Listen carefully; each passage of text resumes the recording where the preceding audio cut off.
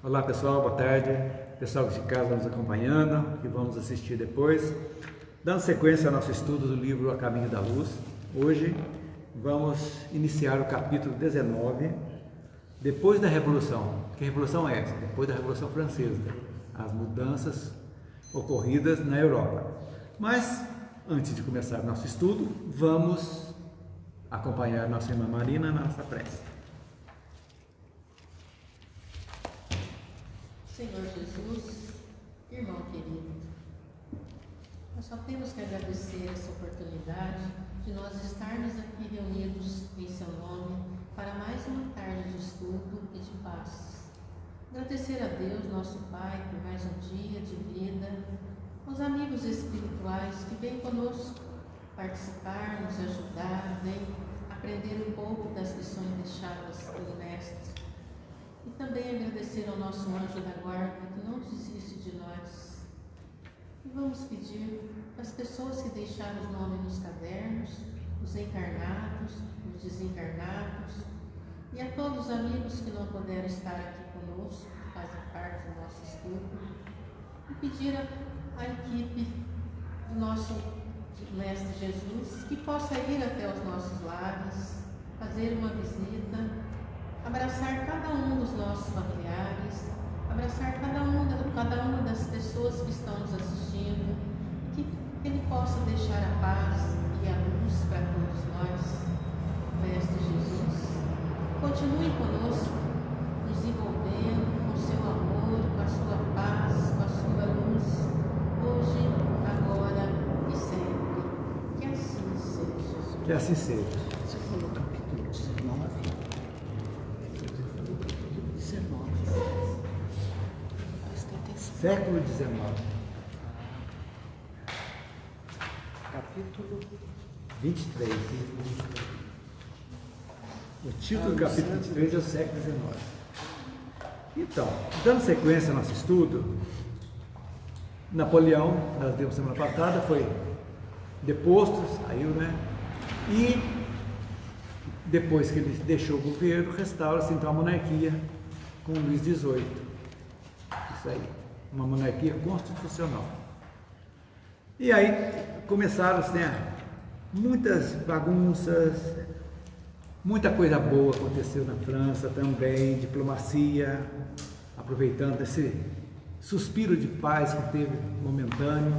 Foi muito interessante. E a igreja, né, como sempre, levando vantagem, né? Vocês vão ver aí. Luís XVIII, conde de Provença, irmão de Luís XVI, é reposto no trono, depois que Napoleão saiu. Voltaram com ele. E restabeleceu nessa mesma época antigas dinastias. A igreja foi contemplada no grande inventário, quer dizer, tudo aquilo, ela pegou terra de volta, dinheiro, poder, tudo aquilo ali, sempre preocupada com o poder temporal. É isso que Emmanuel traz muito para a gente isso aí, a respeito do desvirtuamento do cristianismo, né? Por quê? Porque se preocuparam mais com as coisas temporais da terra. O poder, o Papa tinha exército, a igreja tinha muito dinheiro e tal, e as coisas foram se avolumando cada vez mais. Então, isso aí, esse desvirtuamento que realmente trouxe muita insatisfação, foram culminando, né? Apesar de Jesus Cristo ter mandado vários e vários missionários, nunca deixou de mandar os seus missionários para guiarem, para que fosse voltar ao cristianismo antigo, redivivo, né? Não conseguiu. Então, tudo isso, essa sequência que nós estamos estudando, é para mostrar realmente a importância da espiritualização da humanidade, ou seja, a volta realmente naquilo ali. Por que estamos aqui? Que o Espiritismo veio trazer uma roupagem tranquila e serena para nós. Por que sofremos?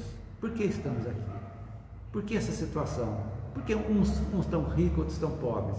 Uns estão feios, outros estão bonitos. Essa diversidade de povos, de costumes, de tudo, essa salada. para a gente entender que quanto mais apegado nós estivermos na matéria, nas coisas temporais, mais longe nós estamos da nossa evolução espiritual.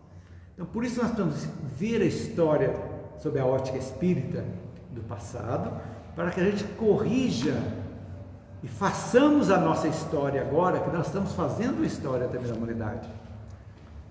Uma história contemporânea que nós estamos fazendo, que lá na frente vai ser estudada também. Por quê? Daqui a séculos vou estudar, quando a Terra estiver no mundo de regeneração, no mundo na quinta dimensão e outras histórias, vamos ver o que fizemos para trás. Quando que foi o despertamento aconteceu nas pessoas?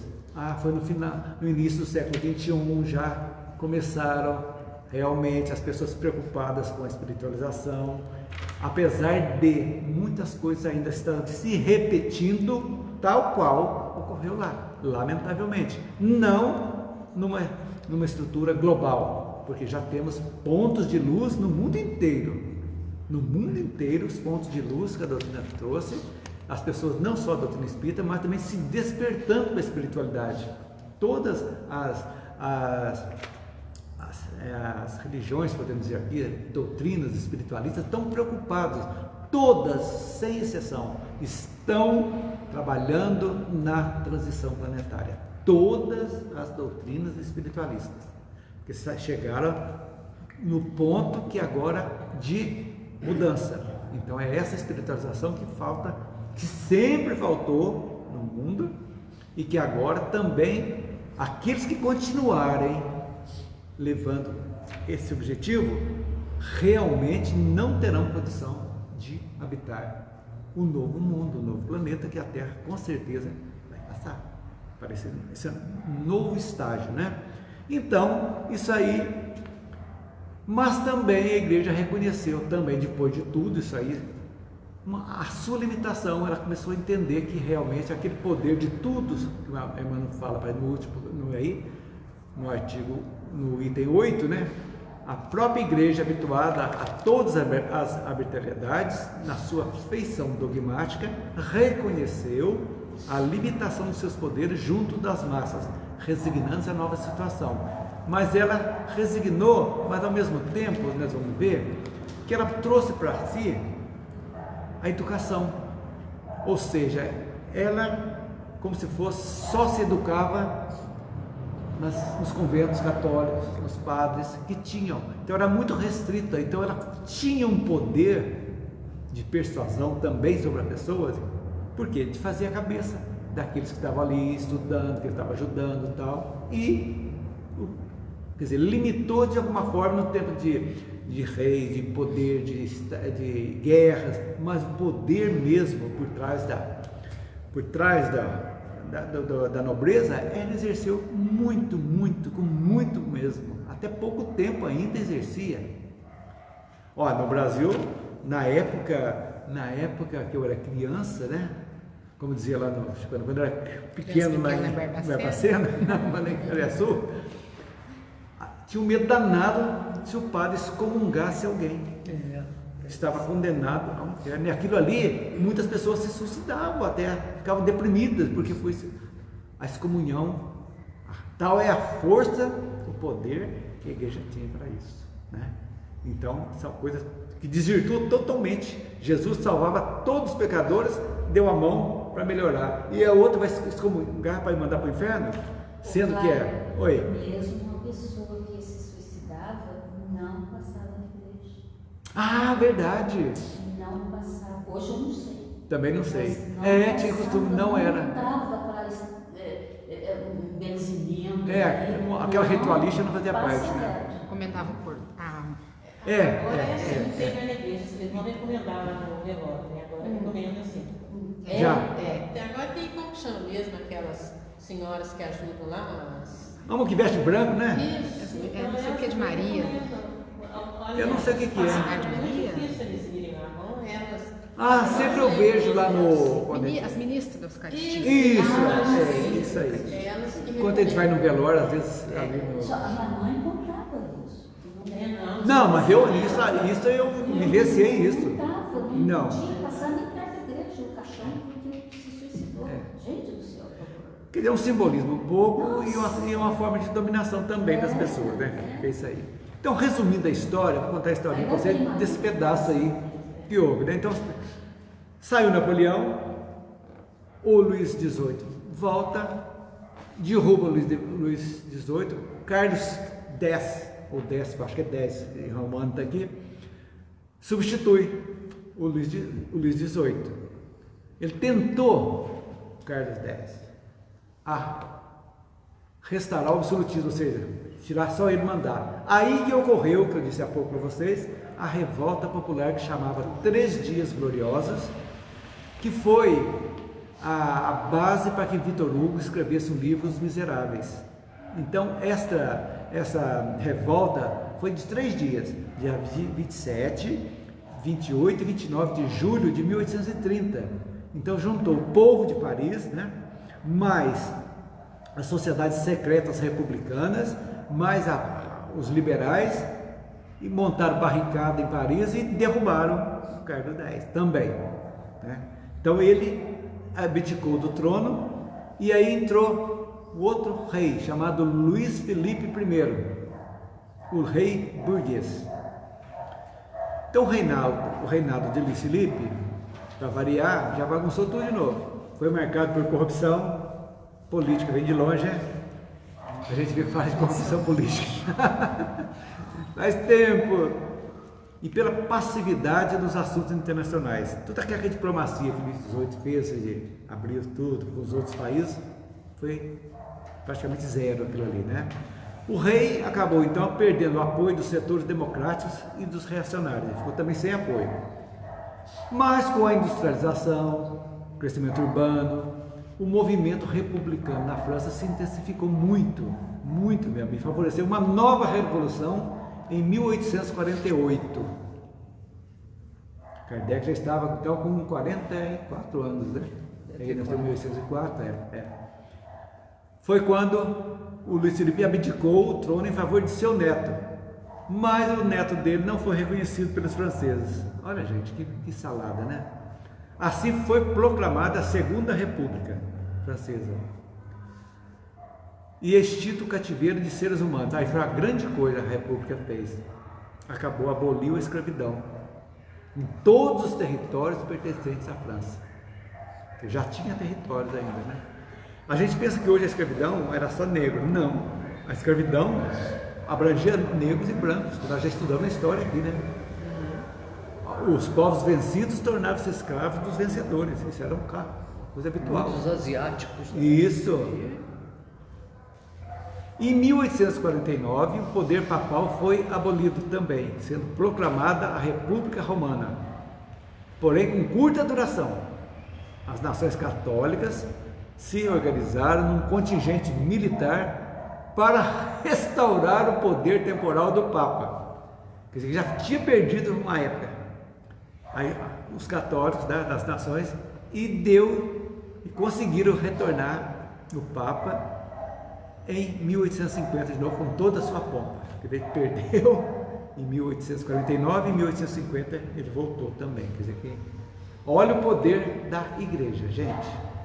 Analisem para vocês verem o poder temporal que teve a igreja na Revolução.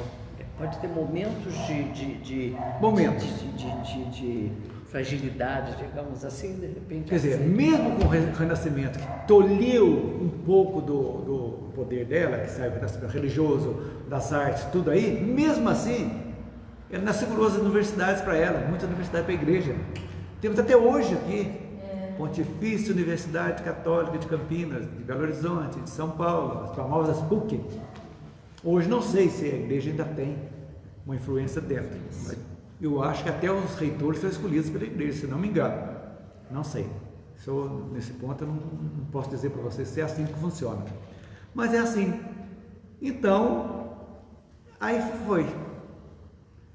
Aí teve o rei Vítor Emanuel, solicitou ao Papa a entrega das religiões da Úmbria e das Marcas, sendo seu pedido recusado. Esse é outro rei. Né? É da Itália. Recusado. Foi então que o conde de Cavour, o Cavour, não sei como é que se pronuncia isso, então primeiro-ministro, ordenou a invasão dos estados pontifícios. Olha, você imagina, o Papa tinha estados, era um poder mesmo, era um reino. Em nome de Jesus, fez um reino na terra. Então foi invadido, né? Que foram pouco a pouco sendo anexados ao reino de Sardenha, na Itália, que passou a se chamar futuramente de Reino da Itália. Sardenha foi anexando o que o Papa tinha, né? Assim os estados pontifícios reduziram a Roma e seus arredores, onde o Papa continuou o exercício de suas funções de chefe de Estado, sob a proteção das tropas francesas. Vocês sabiam que a França tirou um exército de lá, levou para a Itália, e era que fazia a segurança do Papa contra as forças da Itália. Então, estava aquilo ali. Tal é o poder da igreja. Então, estava ali o exército francês protegendo o Papa naquilo que restou dos arredores de Roma. Agora, como a guerra que nós vimos semana passada, franco-prussiana, as duas derrotas de Napoleão, né? As tropas francesas tiveram que regressar ao seu país, porque tiveram que ajudar Napoleão lá na França, né? Saíram, aí deixando Roma desprotegida, então tiveram o Papa desprotegido. Aí o reino da Itália, que havia se unido à Prússia para derrotar Napoleão, nós vimos aqui, facilitou os intentos de anexar Roma ao seu território. Ele tomou do Papa. As divisões italianas entraram em Roma, apesar de inúteis tentativas do Papa de constituir um exército à resistência. Porque é Roma, a cidade inteira era. Agora o Vaticano é um pedacinho dentro de Roma, entendeu? Era os arredores do município. Como se fosse aqui. Pouso Alegre é a cidade, certo município, mas tem a zona rural que faz parte também de Pouso Alegre, né? Então, a Seria foi declarada capital do Reino da Itália. Pronto. E só em 1929, né, com o Tratado de Latrão, que a gente já ouviu falar isso, que o Reino da Itália faria o mesmo com a cidade do Vaticano. Então, deu a independência, como se fosse um estado, a cidade do Vaticano, que é um bairro de Roma, podemos dizer assim. Então, foi em 1929 que foi feito isso aí. Eu não sei se foi Mussolini, eu acho que foi Mussolini, né, que fez isso aí. Eu acho que sim. Então, essa é a primeira história que Emmanuel traz para nós aqui, depois da Revolução, toda essa salada que aconteceu. E por que vemos isso? Por que é interessante isso? Para ver como que foi que surgiu o Estado do Vaticano, que é ainda a sede da Igreja Católica Apostólica Romana, e é um Estado que mantém relações diplomáticas de Estado para Estado, tem os seus embaixadores, que se chamam núncios apostólicos, são os embaixadores, todos os países têm, aqui tem, né? Em todos os países praticamente, menos eu acho na China, o país comunista, não sei se tem, não tem isso aí. Então, e é o poder temporal da igreja. Isso aí. E uma coisa interessante, olha como é que acontece, né? Eu não sei se a gente vai ver para trás aqui ou se eu li isso aí em algum lugar, mas para ilustrar, quando Francisco de Assis criou a ordem, primeiro foram os beneditinos, vocês lembram que eles falaram aqui? A ordem, tudo, pessoas simples, de cuidar da educação, tudo. Depois vieram os franciscanos, humildade, tudo aí. O que a igreja, para não perder o poder, ela dividiu isso aí. Quem cuidava do dinheiro, das postas com os nobres, passaram a chamar-se seculares. E a outra são ordens, foram ordens, que eu esqueci o nome das ordens, separadas, que eram os humildes, os pobres, mais simples, que estava direto com o povo, que ajudava, que dava alimento, fazia tudo aí, e praticamente dividiu a caça da igreja nesses dois pontos. Os seculares e hierarquia. E até hoje tem isso aí. Os padres são seculares, os freis não são seculares. Então, são diretos. Por tabela, chega no Papa, mas o que é direto no Papa são os seculares, com tudo aquilo ali. tem padre, cônico, pároco, tem tudo isso aí que eu não sei, monsenhor, tudo tem diácono, tem tudo uma coisa que chega como se fosse no exército, né? Até chegando no general, né? No marechal, né? Que é o mais alto posto, né? E no século XIX eles entravam para a igreja de acordo com o poder aquisitivo. Se tinha dinheiro, você tem dinheiro, vou te nomear bispo.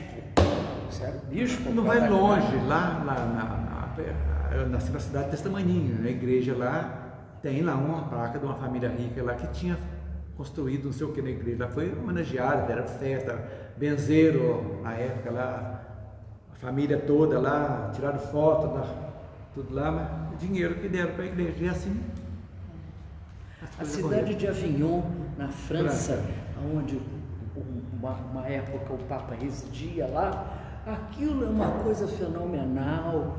O subterrâneo desse palácio de Avignon, que era dos papas, é uma coisa, é isto aqui duplicado, que era em ouro, barris de ouro que tinha ali embaixo. É o que eu falo, é o poder temporal, gente, que isso aí não tem como durar umas coisas dessas. Tem. E quando chegavam os papas que queriam realmente, estavam com aquele sentimento cristão que vieram com o objetivo, era morto. Eles envenenavam. Mesmo. Tem uma coisa interessante que você acabou de falar também. Havia uma parte da igreja que eram os mongezinhos. Simples, então, exatamente. Simples, viraram talvez grandes escritores, que já tem na literatura, etc. E tal. Então tinha uma parte boa. Realmente. Esses são os pobres mesmo que vieram trazer o evangelho. Que cuidavam dos pobrezinhos. Olha, no filme O Nome da Rosa, você vê lá os copistas lá, todas as pessoas humildes, estavam ali fazendo. Copiando e o entorno, você vê os frades, tudo, né, bem humilde. Então você não pode julgar a igreja assim como um todo, tudo aí, né? A gente está julgando como se fosse os que exerceram o poder em nome da igreja, né? Que fizeram dela o que fizeram. Por quê? Tem muita gente boa também. Muita gente. Muitas pessoas Joana d'Arc, né? Teresa d'Ávila, tantas outras coisas que vieram realmente com esse Germano, nossa, fantástico, né? Então essas coisas têm fim. Então esses foram missionários que apesar da estrutura clerical ser muito forte e complicar muito, eles com um trabalho de formiguinha foram devagarzinho levando a palavra simples do Cristo às pessoas humildes e mais simples. Não é verdade? É isso que a gente vê, que a evolução não para, gente, não para. Nós não estamos perdidos, abandonados pelo Cristo, jamais. Então a gente vai devagarzinho, as coisas vão andando. Nós somos às vezes alheios porque infelizmente somos dominados por uma mídia realmente materialista mesmo, que só vê interesses. Então coisas boas, muita coisa boa está aconteceram, que não são divulgadas, ou pouco divulgadas, né? Na nossa cidade, você pode ver quantas trabalhos do centro aqui, que muita gente não sabe. A gente não é muito, mas tem quase 20 famílias que nós alimentamos com coisas materiais. É um trabalho. Quantas pessoas se largaram o vício e hoje estão trabalhando? Não, mas você não vê. Você vê só aqueles que estão no vício, que estão se drogando. Quantos foram recuperados? Se não foram muitos, mas alguns foram recuperados. Então não importa a quantidade, importa se resolveu, está ótimo, né? Então é isso que a gente tem que ver. Esse é o objetivo nosso. Então o trabalho da doutrina espírita hoje é esse trabalho de formiguinha que a gente faz. Que hoje o Evangelho realmente está sendo divulgado mesmo, mais do que Paulo. Porque Paulo foi pessoalmente no lombo de burro, de camelo, a pé, andando por toda a região lá. Boca a boca. Hoje nós falamos pela internet, falamos para o mundo. Vai ficar essa aula gravada aqui ad eterno. Daqui 20 anos, se alguém vir lá, procurar lá, vai encontrar falando isso aqui. Então, isso aí é a divulgação. E a maior caridade que nós fazemos para o Espiritismo é a divulgação. Palavras de Emmanuel. É divulgar. Por quê? Porque a doutrina vai trazer para as pessoas o alento de ver, poxa Deus, eu estou numa situação ruim, difícil, dificultosa, às vezes com doenças, com família, problemas terríveis. Mas você sabe que é passageiro. Vai entender que aquilo ali é algo necessário para o burilamento espiritual nosso. Que existiu um passado que nós exercemos às vezes nosso livre-arbítrio de uma forma errônea, enganosa, que precisa ser refeita. Então, você entendendo isso, a sua cobrança vai ser melhor. Você vai entender que aquilo ali não é um castigo, é algo para aprender. E que, se saindo bem, as coisas melhores vão acontecer. Na próxima, ou nessa mesmo. Então, isso aí dá um alento para a gente, que vai evitar muito suicídio, por desespero, às vezes, a pessoa perde. Quantos casos nós temos aqui em Pouso Alegre de pessoas que perderam dinheiro e se suicidaram, porque ficaram pobres da noite para o dia, como se daí fosse o fim do mundo. Pô, trabalhe, ganhe, aceite a situação e vai viver aquilo que pode. É assim que a gente tem que fazer. Então a doutrina espírita é consoladora mesmo e libertadora. Liberta-nos de dogma, de toda essa fantasiada que colocaram na nossa cabeça nos séculos, né? E mostra que a gente somos donos da nossa vida, que vamos caminhar sempre, não importa a chegada, importa o caminho, caminhar. É hoje eu estou tirando coisas ruins, jogando para trás, de lado, e adquirindo coisas boas, deixando das coisas negativas e colocando coisas positivas na vida, devagarzinho, sem pressa. Sabemos que somos imperfeitos, que nenhuma mudança radical não existe. Existe aprendizado e só aprendemos errando às vezes, na prática.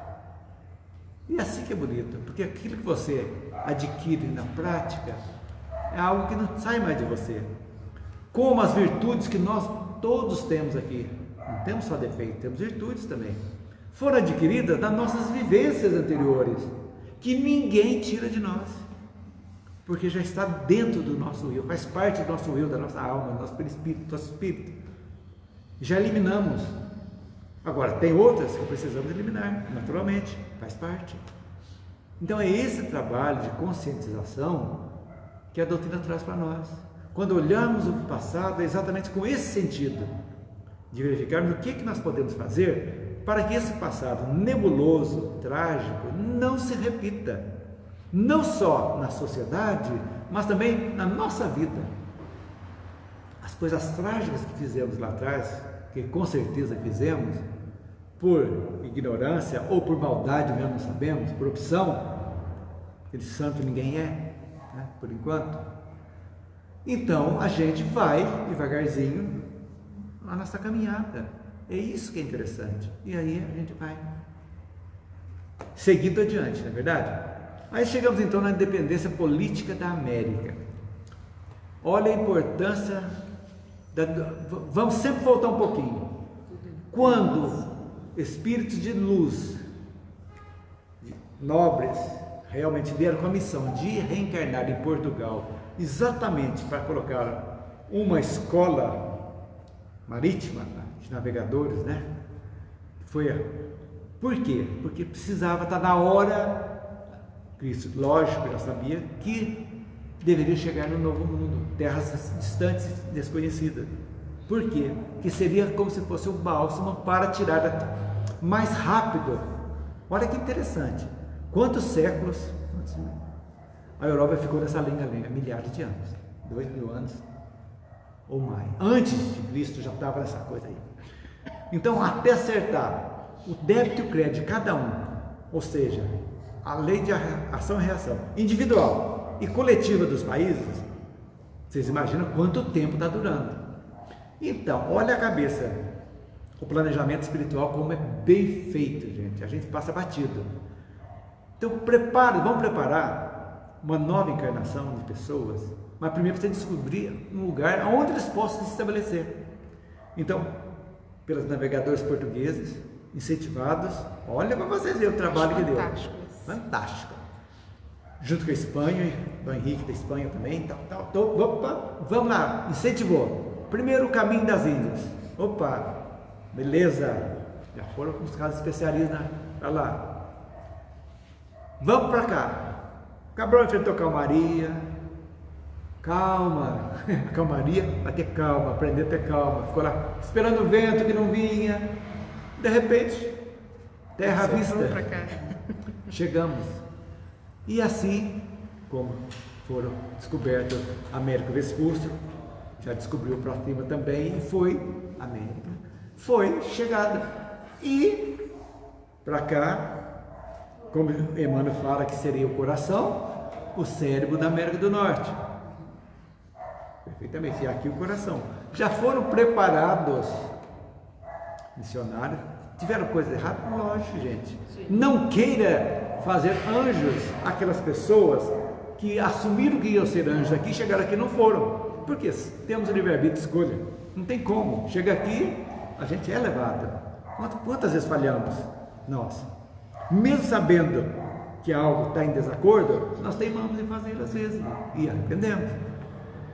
Eu sempre digo, a primeira vez que você erra, eu acho que nem castigo poderia ter, que você está aprendendo, mas a segunda já é o mesmo erro, já é opção.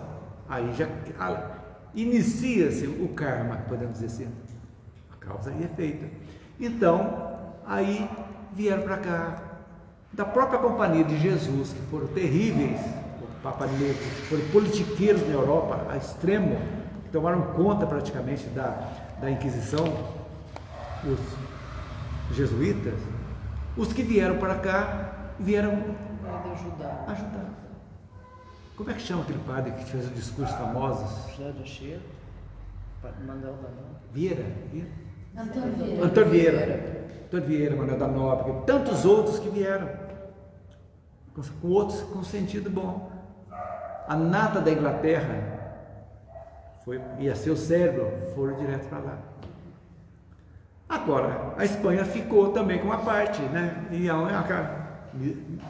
olha o que acabaram com os astecas, acabaram com os incas e acabaram com os maias. Os astecas no México e o resto na Guatemala e aqui na América do Sul. Espoliaram o que puder também, como nós fomos espoliados também, o pau-brasil, o ouro, tudo certinho. Mas a semente foi plantada. Ó. Bezerra de Menezes, que ano que foi, gente? Né? Século XIX também, Bezerra de Menezes, 1890, por aí, tal, já começou a primeira centro espírita no Brasil. E aí foram se seguindo. Olha que beleza! Então as coisas estão acontecendo. Então a gente vê essa bagunça que está vendo aí, guerra lá na Ucrânia, guerra lá no Oriente Médio, políticos corruptos, fazendo tudo. Calma! Tem muita gente boa, está trocando o regimento, calma. Então está saindo 10, está chegando 10. Quem que fala? Sou eu? Não, Kardec fala para nós. Como se processa uma mudança? Não é visível a olho nu, podemos dizer assim. Porque se sai 10, entra 10. Sai 10 lá no topo, entra 10 no começo. É a juventude chegando.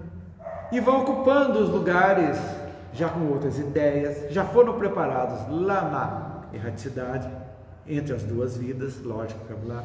Já está a sementinha dentro, com tudo, muita inteligência, mas também precisa de espiritualidade, que vai ser a tônica. Você está vendo lá na PAI, que é isso aí que acontece.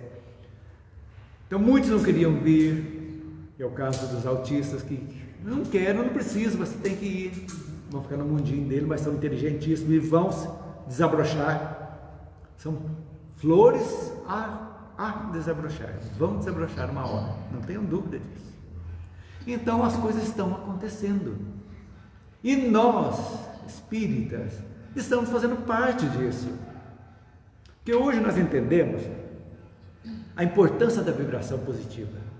Quando nós desejamos o bem, para alguém, que nós jogamos essa energia no ar, podemos dizer assim.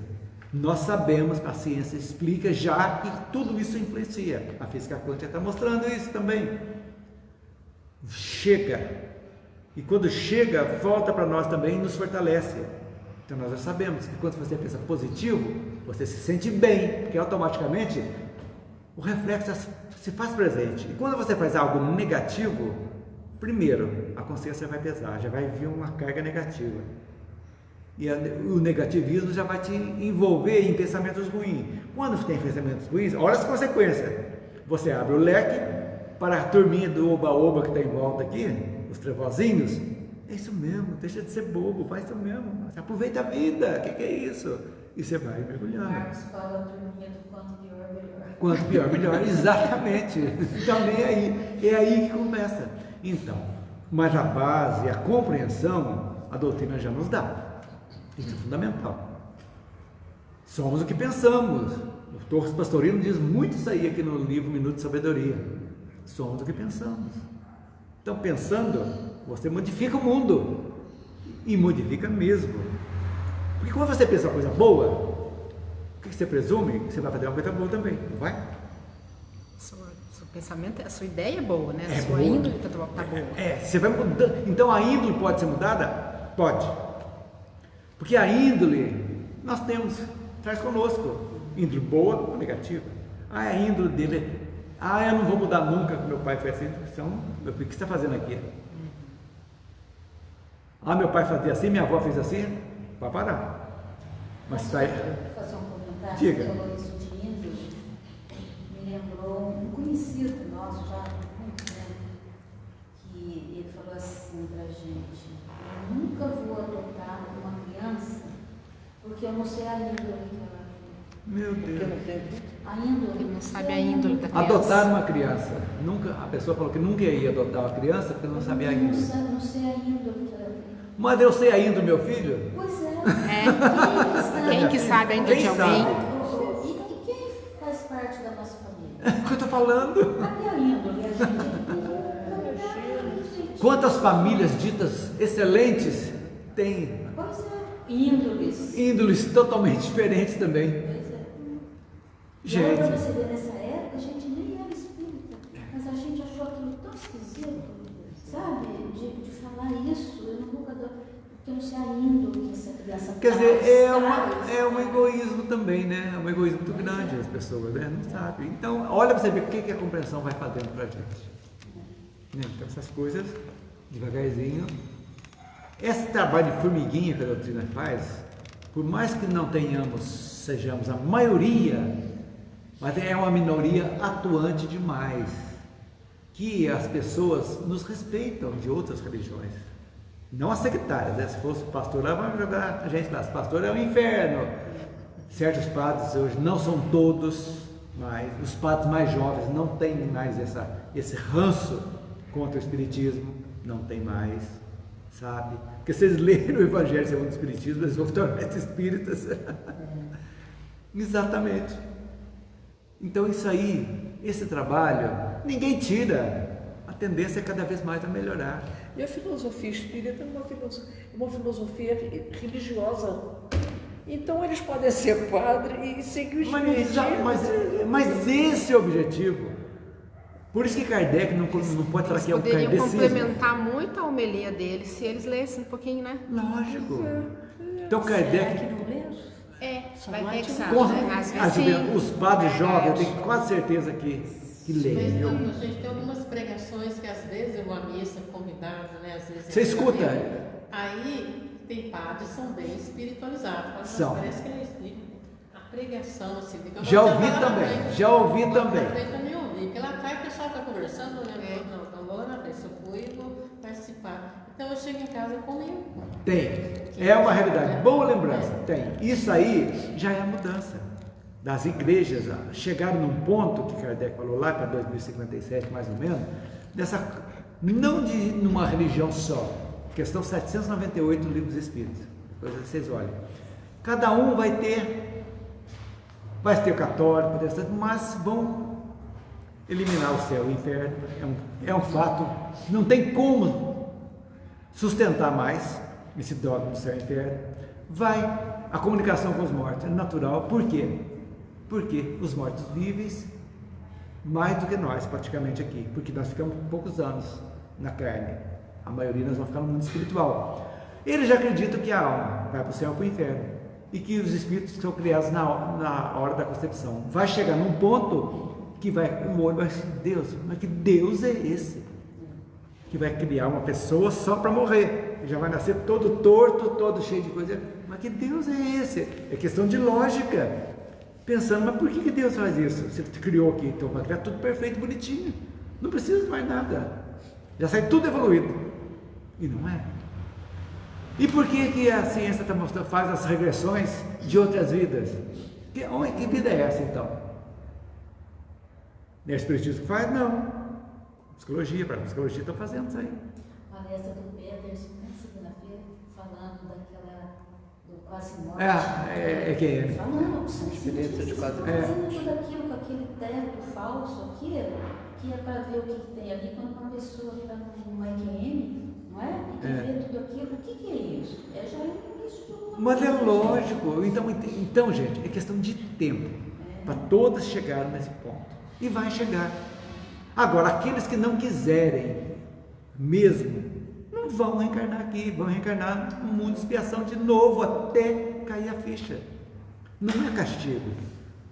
Por isso que a compreensão é fundamental. Nós não podemos aceitar nada que nós não possamos compreender o porquê. É a filosofia espírita. Ah, você faz isso, mas por quê? Temos que perguntar, gente. A razão. Qual a razão? Para quê? É questão simples, de convicção. Ué, isso aí me convenceu. Tem lógica, tem razão, existe bom senso. Então são pequenas coisas que a gente traz da vida que de repente vão acontecer na nossa vida e vai nos modificando, vai amaciando. Modifica mesmo. E modifica mesmo. Eu digo por mim. Nossa Senhora. Mas tem outro momento, minha esposa falando, né? Nossa, como você já mudou. E fala, ainda precisa mudar muito ainda. Ainda tem chão pela frente. É uma pessoa muito brava, entendeu? Muito brava. Muito. Não tem vergonha de falar não, porque eu era mesmo. Já amancei um pouco. Bastante. 2, né? 3. Já amancei. Graças a Deus. Modificamos. Aí você vê, né, depois que você passa, mas Deus, mas por que eu fazia isso? Eu morro de vergonha hoje.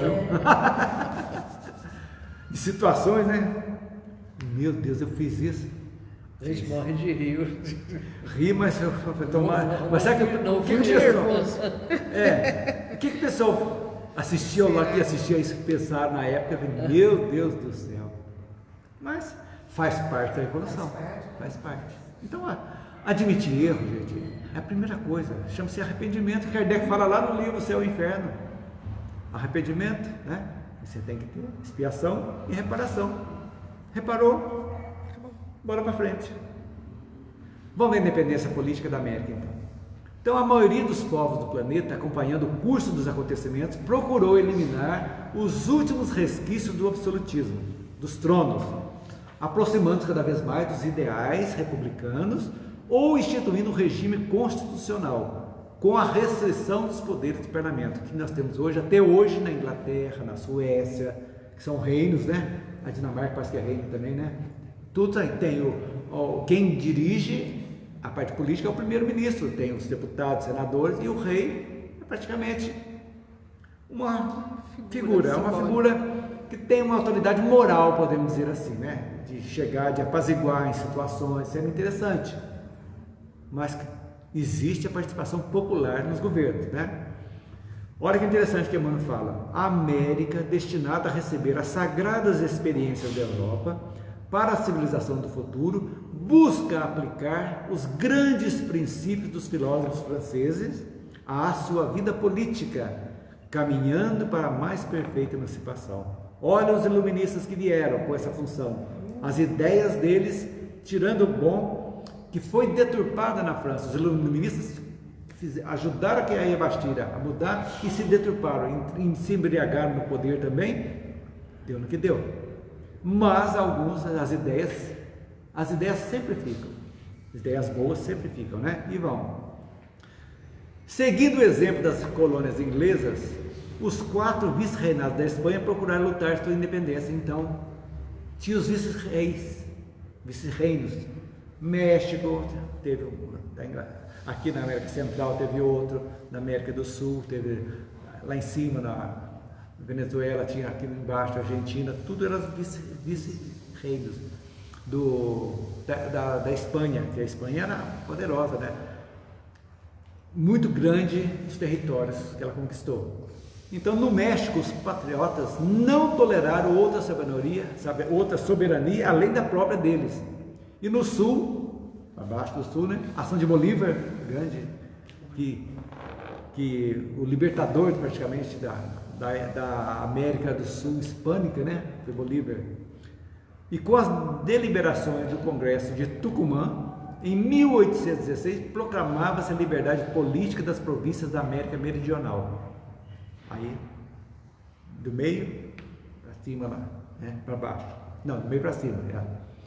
O Brasil, em 1822, erguia igualmente o seu brado de emancipação com Pedro I, sendo digno de notar-se o esforço do plano invisível na manutenção da sua integridade territorial, quando a zona sul do continente se fracionava em pequenas repúblicas, atento à missão do povo brasileiro e à civilização do porvir.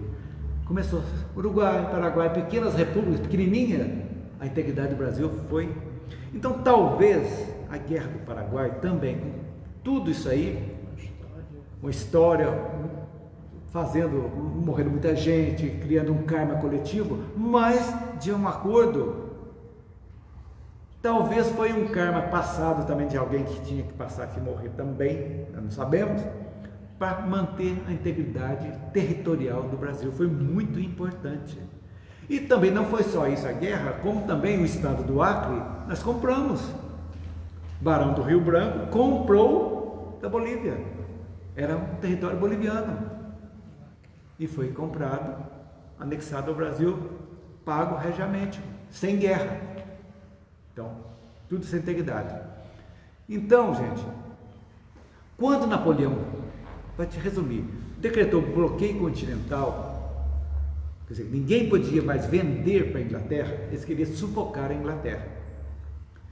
Ele tentou, os alemães tentaram e não conseguiram, né? Os dois não conseguiram, né? Napoleão e nem a Alemanha na Segunda Guerra. O imperador enviou Napoleão um exército para invadir a Península Ibérica, Espanha, Portugal. Já que Portugal se mantinha indeciso em cortar relações comerciais com a Inglaterra. Por quê? Porque devia muito para a Inglaterra. A Inglaterra bancava praticamente Portugal. Tanto o ouro que vinha aqui era para pagar para os ingleses. Então, Dom João VI não fazia nada. Então, e como é que ele ia cortar relações com o seu credor? Rabo preso. Rabo preso. E não tinha como. Perfeitamente, rabo preso, não tinha como. Eu devo tudo para ele agora. Vamos rebelar contra ele. Eu vou me rebelar? Como é que eu faço? Rebelar e ficar preso com o outro aqui? Que aí o Napoleão ia também do mesmo jeito, né? Tomar conta. Então ia só mudar de dono. Sim. Então, no trajeto de muitas batalhas foram travadas com a Espanha e o rei Fernando VII foi retirado do trono por ordem de Napoleão, que colocou seu irmão José Bonaparte em seu lugar. Olha a família. Nepotismo. Nepotismo já começou de longe, né? As colônias espanholas, olha que interessante isso aqui, não aceitaram obedecer às ordens francesas. Olha lá, ele tomou conta da Espanha. Aqui a colônia, aqui. França aqui não. Eles não quiseram tomar a França, não invadiu o Brasil também? Foi lá em Pernambuco, né? França. Que é o Maurício de Nassau, né? Maranhão também, Maurício de Nassau. Maurício de Nassau foi holandês ou não? Holandês. Mas a França também não tentou invadir o Rio de Janeiro? Teve também. No Rio de Janeiro Teve também. Teve até aquele índio que... Eu acho que a invasão francesa foi do Rio. Rio de Janeiro, é. no Rio. Lá no Nordeste. E depois a França foi para o Maranhão também, lá lá em São Luís do Maranhão foram os franceses, né? Se não me engano, acho que é isso. Então, Na verdade, claro, os holandeses não invadiram lá. Invadiram de um certo modo, né? Mas, na verdade, eles colonizaram, que os verdadeiros agricultores que plantavam cana-de-açúcar, que desenvolveram os engenhos de cana lá, foram os holandeses. Colonizaram, exatamente. Eles colonizaram, eles não só invadiram, como... Eles ficaram um bom tempo, né? Muitos anos, eu não sei quantos anos, mas bastantes anos. Bastante tempo. Aí depois que os portugueses viram que aquelas revoltas lá, Balaiada, Sabinada e etc e tal, né? Aquelas revoltas do Exatamente. final do século XIX.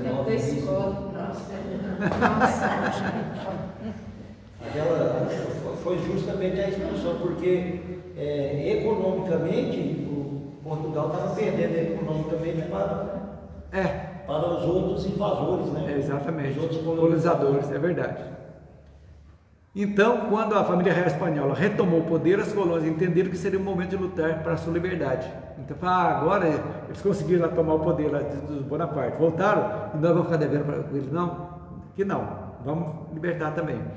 Então, sob a influência das ideias iluministas e da Revolução Francesa, desencadeou as grandes lutas da independência das colônias hispânicas. Olha, interessante. A historiografia fala que de 1829, o ano final da série de lutas pela independência das colônias hispânicas, apesar de Porto Rico e o Chile permanecerem sob domínio, eu não sabia disso, sob domínio espanhol, até o ano de 1898, quase século XX. Chile e Porto Rico. E Porto Rico virou um protetorado dos Estados Unidos, se não me engano, né? Porto Rico. É isso aí.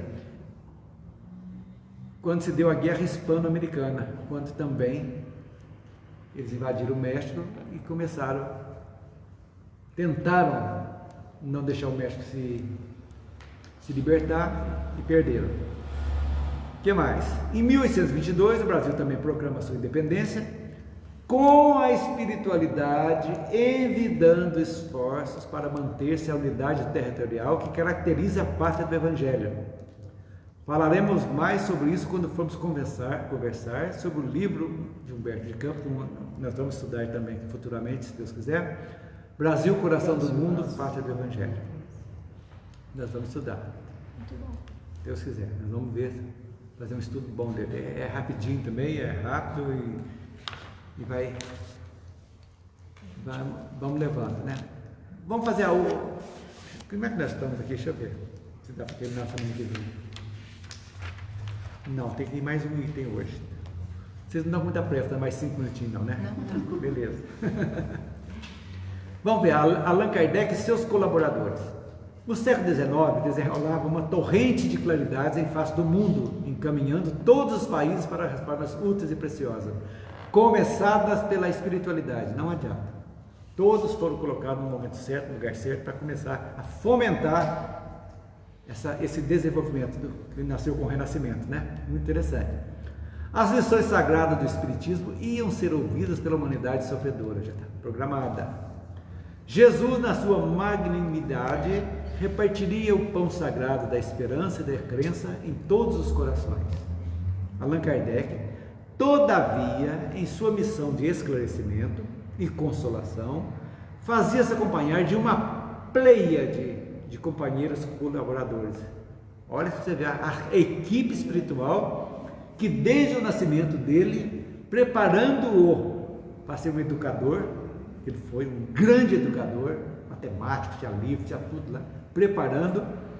Vocês imaginam a luz que estava em volta desse homem? Em 10 anos fazia essa obra. Então, gente, em 10 anos escrever essa obra magnífica. Humanamente, classicamente, impossível fazer. Se fosse hoje, não faria. Não faria. Não, mesmo isso sem luz elétrica, sem máquina de escrever, sem... E na maturidade, ele não era criança. Era na maturidade que ele começou. A hora que ele estava pronto mesmo, prontinho. 50 anos. Então, cuja ação regeneradora não se manifestaria tão somente nos problemas de ordem doutrinária, mas em todos os departamentos da atividade intelectual do século XIX. A luz de vela. Mudou tudo. Que coisa. Kardec veio e foi um Eu boom. diria que não é nem na maturidade, porque naquela época não se vivia tanto assim, né? É. Era na velhice mesmo, pé na cova quase. Verdade, pura verdade. Ele foi olhar lá as mesas girantes, ele já tinha 50 e poucos anos. Tinha, foi ali que ele começou a Foi ali observar. que ele começou a ver aquela mesa girar, aquela coisa toda. O método da observação, né? Observação, exatamente. E a observação hoje tem que fazer parte de todos nós, né? Em qualquer lugar que você esteja, você tem que observar. Você está numa fila, você observa as pessoas. Você vê o atendimento de um funcionário, alguma coisa. Você vai na loja, você vê o atendimento. E vai descobrir coisas inéditas. Inédita, coisa importante. Você faz aquela análise e fala, meu Deus, será que eu sou desse jeito? Em algum momento eu fui. Coisa boa e Que ver coisa coisa boa! ruim, sim. Eu quero aprender com isso aí, estou aprendendo com essa pessoa, eu quero ser tal qual ela. Então, a vida é isso aí. Seguindo.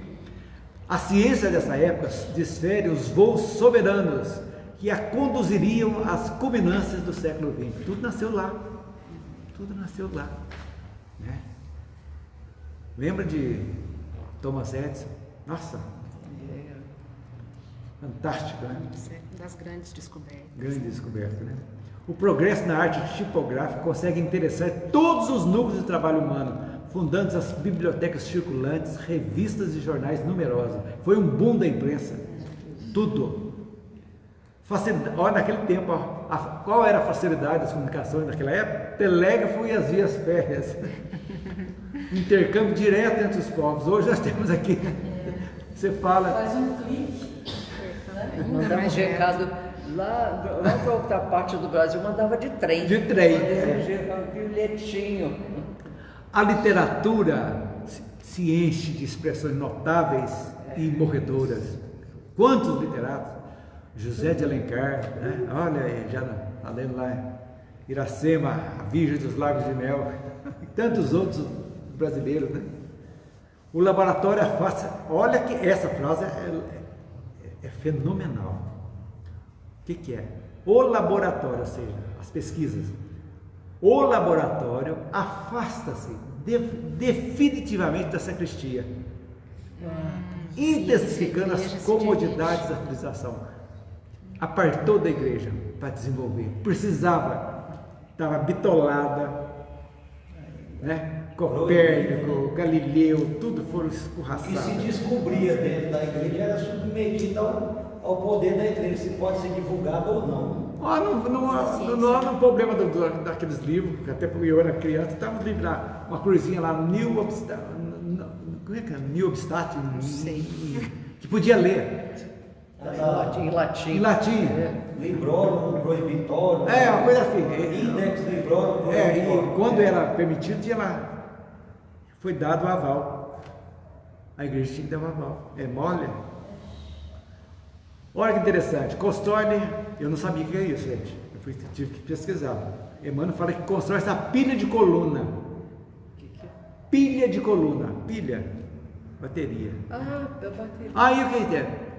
Eu fui ver o que é isso. Eu falei, gente, eu com essa idade eu não sabia.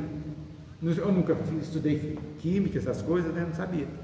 Foi a primeira pilha elétrica que era formada por disco de zinco e de prata, intercalados e conectados por um fio condutor, além de um disco umedecido em salmoura, que foi inventada pelo italiano Alessandro Giuseppe Anastasio Volta, chamava-se a pilha de Volta.